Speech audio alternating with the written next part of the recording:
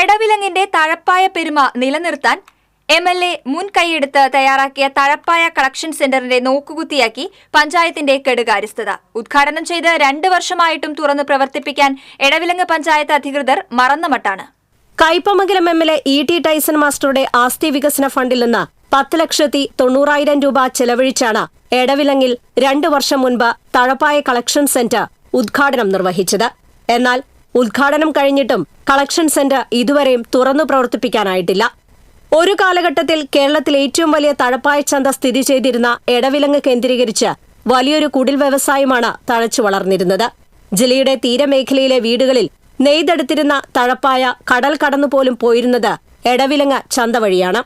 അഴീക്കോട് മുതൽ ചേറ്റുവ വരെയുള്ള കടലോര ഗ്രാമങ്ങളിലെ കുടുംബങ്ങളുടെ പ്രധാന വരുമാന മാർഗം കൂടിയായിരുന്നു ഇത്. കാലക്രമേണ തഴപ്പായ നെയ്ത്തും വിപണനവും ശോഷിച്ചുവെങ്കിലും എടവിലങ്ങിന്റെ മേൽവിലാസത്തിൽ തഴപ്പായ്ക്ക് ഇന്നും പ്രാധാന്യമേറെയാണ്. എന്നാൽ കളക്ഷൻ സെന്റർ യാഥാർത്ഥ്യമാകുന്നതോടെ മേഖലയിലെ തഴപ്പായ നെയ്ത്ത് തൊഴിൽ മേഖലയ്ക്ക് പുതിയ ഉണർവ് ലഭിക്കുമെന്ന പ്രതീക്ഷയുടെ കടക്കിൽ കത്തിവെക്കുന്ന പഞ്ചായത്തിന്റെ നിലപാടിനെതിരെ ശക്തമായ പ്രതിഷേധമുയരുന്നുണ്ട്. നാടിന്റെ അടയാളമായി മാറേണ്ടുന്ന തഴപ്പായ കളക്ഷൻ സെന്റർ തുറന്നു പ്രവർത്തിപ്പിക്കാൻ നടപടി സ്വീകരിക്കണമെന്ന് മുൻ പഞ്ചായത്ത് പ്രസിഡന്റും കോൺഗ്രസ് നേതാവുമായ TM ഷാഫി ആവശ്യപ്പെട്ടു. ഈ തഴപ്പായയുടെ ഈറ്റിലം എന്നറിയപ്പെടുന്ന എടവിലങ്ങ് ഗ്രാമപഞ്ചായത്തിനെ അല്ലെങ്കിൽ അതുമായി ബന്ധപ്പെട്ട് ഉപജീവനമാർഗം നടത്തിയ പഴയ തലമുറയെ പുതിയ തലമുറയ്ക്ക് പ്രയോജനപ്പെടുത്താനും പരിചയപ്പെടുത്താനും കൂടിയുള്ള ഒരു അവസരം കൂടിയാണ് ഈ ഗ്രാമപഞ്ചായത്ത് നടത്തിയത്. ഇത് ഈ ഗ്രാമപഞ്ചായത്തിൻ്റെ ക്രൂരമായ നടപടിയാണ്.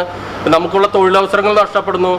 പഴയ വിപണനങ്ങളും പഴയ തരത്തിലുള്ള കാര്യങ്ങൾ പുതിയ തലമുറയ്ക്ക് പ്രയോജനപ്പെടുത്താനുള്ള അതും നഷ്ടപ്പെടുത്തുന്നു. പിന്നെ പുതിയ മെത്തേഡിലുള്ള ഉൽപ്പന്നങ്ങൾ ഉണ്ടാക്കാനുള്ള അവസരങ്ങളും നഷ്ടപ്പെടുന്നു. അങ്ങനെ ഏത് കോണിൽ നിന്ന് നോക്കിയാലും അവസരങ്ങൾ നഷ്ടപ്പെടുന്ന ഒരു പഞ്ചായത്ത് ആയി ഈ ഭരണസമിതി മാറി എന്നുള്ളതാണ് ഈ തഴപ്പായുടെ ഈ കേന്ദ്രം, ഈ ഷെൽട്ടർ കൊണ്ട് മാത്രം എനിക്ക് പറയാനുള്ളത്. TCV news, Kodungallur.